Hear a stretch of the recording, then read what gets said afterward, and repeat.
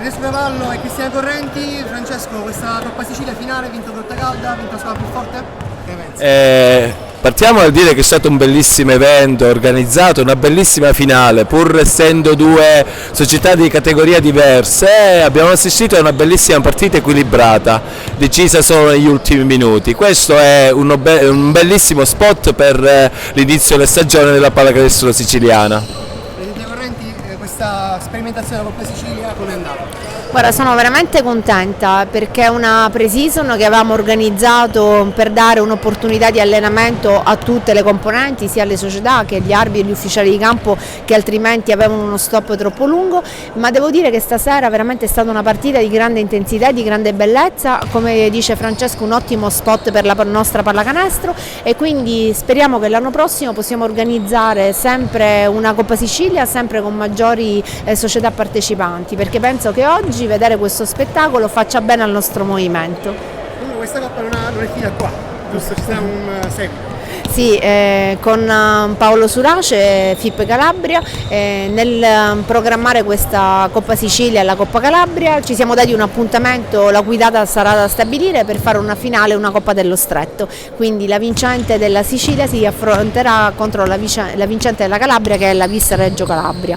E buon basket per tutte le due regioni, Sicilia e Calabria, che vanno di pari passo.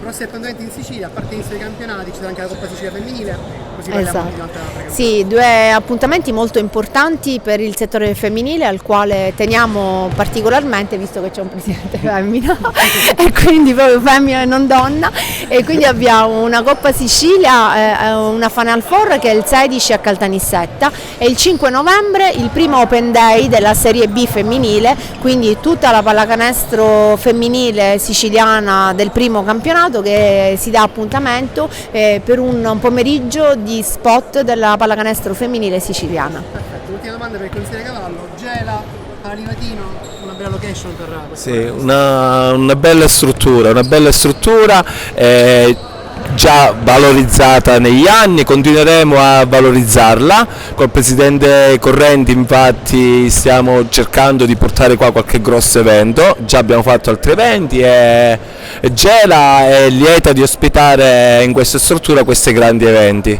grazie anche al Melfas che è sempre pronto e disponibile. Infatti volevamo ringraziare la società Melf Gela, la disponibilità che ha dimostrato e che dimostra anche all'ultimo momento nel darci non solo un supporto logistico ma anche organizzativo, ma devo dire che tutte le società siciliane stanno rispondendo quando il comitato chiama su un supporto essere partner dei nostri grandi eventi, e quindi questo è un passo in avanti molto importante. Grazie. Grazie mille. Grazie.